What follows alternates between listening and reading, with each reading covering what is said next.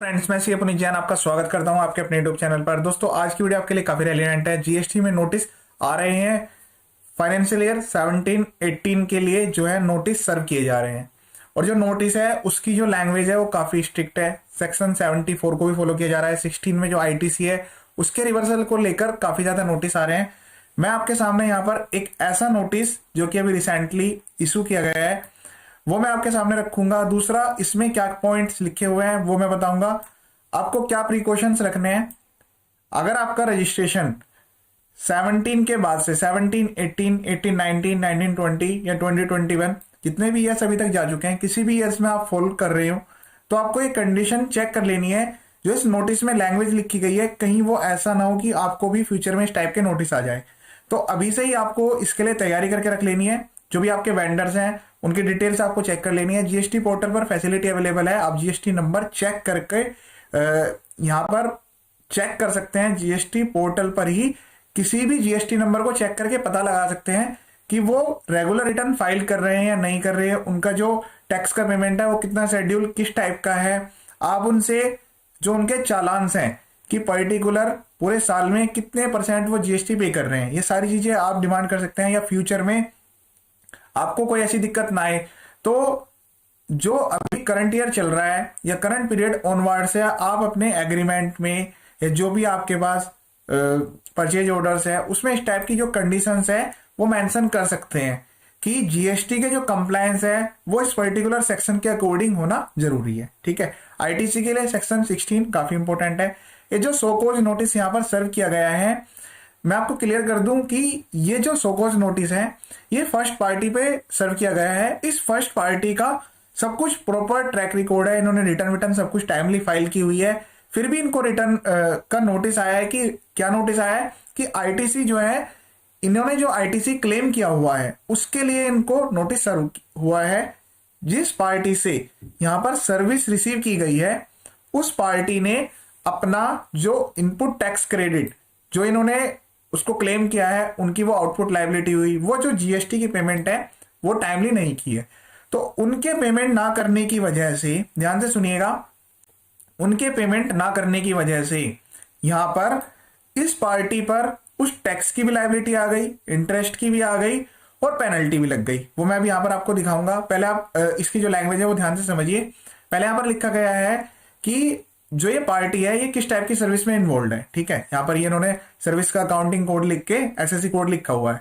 फिर उसके बाद इन्होंने यहाँ पर लिखा है on the basis of information receipt. तो इंफॉर्मेशन रिसीट का मतलब है कि जो जीएसटी पोर्टल पर रिटर्न फाइल की गई है इनके थ्रू, उसमें इन्होंने सामने वाले पर्सन का जो आईटीसी क्लेम है, क्योंकि इससे पहले भी जो नोटिस सर्व किया है उसमें भी इन्होंने बताया कि इस पर्टिकुलर एसएससी से यहाँ पर आईटीसी पास ऑन हुआ है।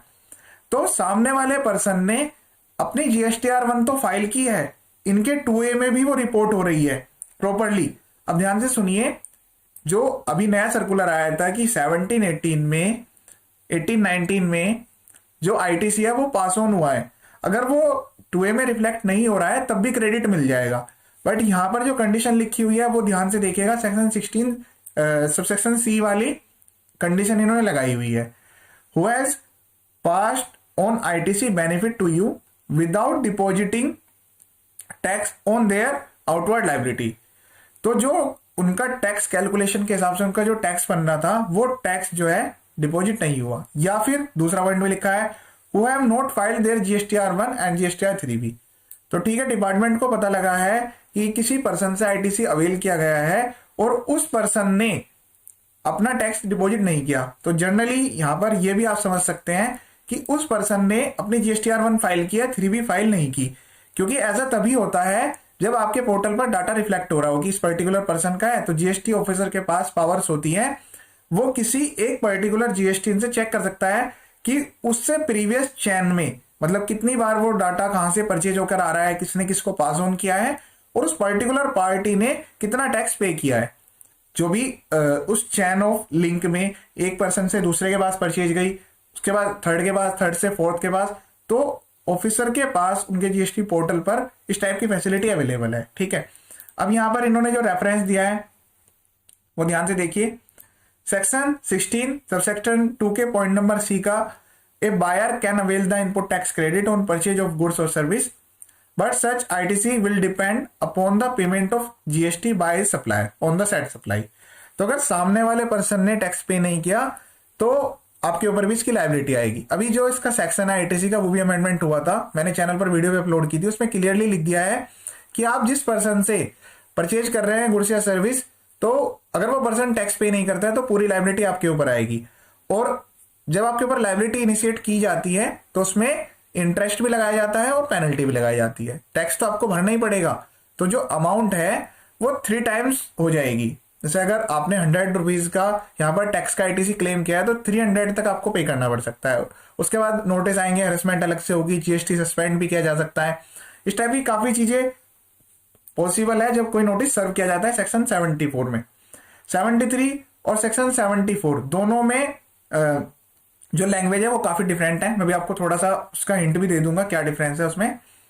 फिर इसमें यहाँ पर लिखा हुआ है supplier has to upload his B2B supplies on the common portal in GSTR1।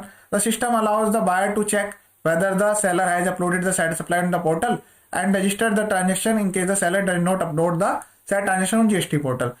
The buyer is not allowed to claim the ITC on such transaction. Section 16 won't allow the buyer to avail the ITC unless such a supplier has paid tax on such supply of goods either in cash or through ITC. इसमें भी कोई दिक्कत नहीं है कि cash से वो पे करें ITC से, वो तो परसेंटेज जो है उनके अकॉर्डिंग ही डिसाइड होगा। अभी वो रूल जो है एनेबल भी यहाँ पर नहीं किया गया है, ठीक है। सेक्शन 38 के जो रूल्स हैं वो अभी यहाँ पर एनेबल नहीं हुए हैं।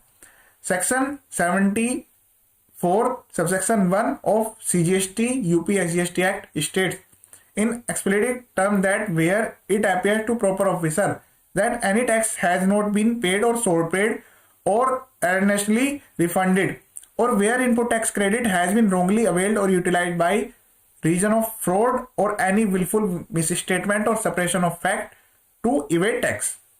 यहां पर जो है ये जो फ्रॉड वाली लाइन है ये सेक्शन 74 की है। अगर ये सेक्शन 73 में आता तब इतना स्ट्रिक्ट प्रोविजंस नहीं लगते हैं क्योंकि उसमें विदाउट फ्रॉड वर्ड लिखा हुआ है। बाकी जो ये पॉइंट्स है बाकी सेम है, बिना किसी फ्रॉड या फिर विलफुल मिसस्टेटमेंट या सप्रेशन ऑफ फैक्ट के सेक्शन 73 लगाया जाता है।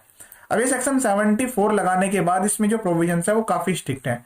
तो ये नोटिस सर्व हो गया, अब नोटिस आ गया। नोटिस में लिखा हुआ है on the person chargeable with tax which has not been paid और which has been so short paid और होम टू रिफंड। तो रिफंड का केस तो है ही नहीं, या फिर रोंगली अवेल्ड या यूटिलाइज। तो इस वाले केस में ये फॉल कर गया कि रोंगली अवेल्ड भी हुआ है और यूटिलाइज भी हुआ है। Requiring him to show cause as why he should not pay the amount specified in notice along with the interest and penalty equivalent to the tax specified in the notice. तो ये show cause notice यहाँ पर सर्व हुआ, ठीक है। फिर इसके बाद जो है यहाँ पर सप्लायर का नाम लिखा गया, उनका जीएसटी नंबर लिखा गया और अमाउंट जो है वो बताई गई कि कितनी अमाउंट का जो आईटीसी है, यहाँ पर टैक्स की फिगर लिखी गई है। तो यहाँ पर जो टैक्स की फिगर है वो है 9,90,000 रुपए। अब यहाँ पर जो है इन्होंने जो प्रोविजंस है वो लगा दिया वायलेशंस के कि हाई रिस्क वेंडर उन्होंने कंसीडर किया हुआ है, इनको टैक्स क्रेडिट अवेल किया गया है। तो इस टाइप का नोटिस बनाकर इसकी टोटल जो लायबिलिटी है वो बना दी। अब जो टोटल लायबिलिटी है वो आप देखना कितनी अमाउंट की हो गई है। एक्चुअल जो टैक्स का आईटीसी है वो इतना क्लेम किया गया था। तो यहां पर अगर वेंडर खुद से आइडेंटिफाई करके ये जो जीएसटी है ये आप रिवर्स कर देते या फिर टाइम लिमिट के अंदर में आपने जीएसटी का रिवर्सल कर दिया होता तो ये जो इंटरेस्ट और पेनल्टी वाली चीजें है वो नहीं लगती। अब यहाँ पर जो आईटीसी है वो तो रिवर्सल हुआ ही हुआ है, ठीक है, 9,90,000 का। फिर उसके बाद पेनल्टी लगा दी है, सेक्शन 74 में इक्वल पेनल्टी है 9,90,000। फिर उसके बाद जो है इंटरेस्ट अप्लाइड हो गया इसमें 8,91,000 का। तो जो टोटल लायबिलिटी थी वो बन गई है अब यहाँ पर 28,71,000 रुपए की, 28,71,000, ठीक है। इतने रुपए की लायबिलिटी बना के सेक्शन 74 में नोटिस भेज दिया गया। फिर उसके बाद यहां पर क्या लिखा गया है वो भी आप ध्यान से देखिए। You are hearing about called upon your explanation on the anomalies highlighted above on specified date and required to show cause with relevant evidence why the company should not be asked to pay the total liability about tabulated and highlighted in last table। failing which it will be presumed that you have nothing to say in matter and proceedings in accordance with law may be initiated without making any further reference to you in this regard on the basis of matter available on records। तो ये notice आ गया, notice के बाद बना के इन्होंने भेज दिया है। अब इस जो प्रोविजन है सेक्शन 74 के, इसमें जो लाइन लिखी गई है उसमें टैक्स का रेफरेंस दिया गया है कि अगर आप विद इन 30 डेज 50% तक का टैक्स पे कर देते हैं तो जो पेनल्टी है उसमें आपको रिलैक्सेशन मिल जाती है। तो जो आपकी ईमेल आईडी या मोबाइल नंबर जीएसटी पोर्टल पर अपडेट है, जो एड्रेस है वो भी आप अपडेट करके अमेंडमेंट करके अपडेट कर लीजिए, ताकि कोई भी कम्युनिकेशन डिपार्टमेंट के द्वारा आपके पास किया जाए तो उस टाइम पे आप जो है तुरंत के तुरंत विद इन टाइम लिमिट उसका रिप्लाई कर सके। ये जो नोटिस है ये हार्ड कॉपी में सर्व किया गया है, फिर उसके बाद जो है ईमेल पे भी भेजा गया है, जीएसटी पोर्टल पर भी भेजा गया है। तो नोटिस सर्व करने में डिपार्टमेंट जो है जितने भी कम्युनिकेशन के मीन्स है सबको यूज कर रहे हैं। अब जब डिपार्टमेंट के द्वारा आपके पास नोटिस आ गया है तो आप सिंपल सा इसमें काफी सारे केस लॉज भी हैं, उनका रेफरेंस देते हुए यहाँ पर आप इस नोटिस का जब रिप्लाई करेंगे तो एटलीस्ट जो टैक्स की पेमेंट है कि आपने पार्टी से जेन्युइन गुड फेथ में जो सर्विस रिसीव किया है, गुड्स रिसीव किए हैं, उनका आपने टैक्स का पेमेंट भी टाइमली किया है, तो जो पेनल्टी वाली और जो इंटरेस्ट वाली बात है उसके अगेंस्ट में आप नोटिस में रिप्लाई कर सकते हैं। इसके नोटिस का रिप्लाई कैसे करना है उसके लिए मैंने अभी रिसेंटली एक वीडियो अपलोड किया था कि अगर आपको जीएसटी से कोई नोटिस आता है तो आपको किस टाइप से उसका रिप्लाई करना है। यूट्यूब पर आप सर्च करेंगे, सीए पुनीत जैन के नाम से चैनल मिल जाएगा, यहाँ पर प्लेलिस्ट में आप जाकर चेक करेंगे तो आपको पता लग जाएगा कि जीएसटी में जब नोटिस आएगा तो उसका रिप्लाई आपको कैसे करना है। ये तो रहा नोटिस के रिप्लाई वाली बात। तो सिंपल से आपको एक रिप्लाई बनाकर उसके एविडेंस के साथ जो है अपलोड कर देना है। टाइमली आप जो है जीएसटी पोर्टल पर अपलोड कर दें, जिस ईमेल आईडी से ईमेल कम्युनिकेट हुआ है कम्युनिकेट कर दें और हार्ड कॉपी में पेपर सबमिट करा दें। ठीक है, उसके बाद जो अभी फर्दर ईयर ऑन वार्ड्स हैं इसमें आपको क्या करना है, जो आपकी टर्म्स एंड कंडीशंस हैं उनको अपडेट कर लेना है। टैक्स पेमेंट वाली जो लायबिलिटी है वो आपको पास ऑन करनी होगी, इससे आप बाय कर रहे होंगे। गुड्स भी हो सकता है, सर्विस भी हो सकती है। दूसरा सेफर साइड, जब भी आपका जीएसटी रजिस्ट्रेशन आपने लिया है 17 में, 18 में, 19 में, कभी भी आपने लिया हो, तो उसके बाद से जो जो आपकी प्रायोरिटीज हैं, बायर मतलब जो भी जिनसे आपने बाय किया है गुड्स या सर्विसेज, उनकी आप प्रॉपर लिस्ट बनाकर जीएसटी पोर्टल से 2A आपको डाउनलोड होके मिल जाएगी, अब तो फैसिलिटी अवेलेबल है। तो उनका एक बार आप चेक करते हैं जीएसटी पोर्टल पर तो आपको पता लग जाएगा कि ये जो पर्सन है या जो वेंडर्स हैं क्या इन्होंने एक्चुअल में जो है रिटर्न फाइल की है, नहीं की है, टैक्स का क्या स्टेटस शो हो रहा है। तो उसमें आप क्या कर सकते हैं कि वो जो टैक्स है वो आप रिवर्स कर सकते हैं। रिवर्स जो है DRC 03 के थ्रू आप जो है उसको रिवर्स कर सकते हैं। तो उससे क्या होगा, जो इंटरेस्ट वाली बात है कि आपने पर्टिकुलर इस साल में इस डेट में पेमेंट जो है वो रिवर्स कर दिया था, तो उसका रेफरेंस लेते हुए जब कभी फर्दर पेनल्टी का नोटिस आया आपको 73 में 74 में, तो आपको रिलैक्सेशन मिल जाएगी उस पॉइंट से। तो दोनों ही पॉइंट इंपॉर्टेंट है। आपको जो प्रीवियस है वो डाटा भी एक बार चेक कर लेना है। आगे के लिए फ्यूचर के लिए अपने जो टर्म्स एंड कंडीशंस है वो आपको अपडेट कर लेने हैं कि जब भी आप गुड्स या बाय कर रहे हो तो जेन्युइन पार्टी से गुड फेथ में क्या उनका टैक्स किस टाइप से पे हो रहा है, क्या रेशो है। अगर आप वैसे ये जनरल रूल में जो है अगर पॉसिबिलिटी बन जाती है तो आप चालान भी मांग सकते हैं कि सर आप कितने % टैक्स पे कर रहे हैं या पूरा आप आईटीसी से पे कर रहे हैं। तो वो चीजें भी अभी जो है धीरे धीरे इंडस्ट्री में फॉलो हो रही हैं, क्योंकि जीएसटी में जो लायबिलिटी है वो बायर और सेलर पर इक्वल है।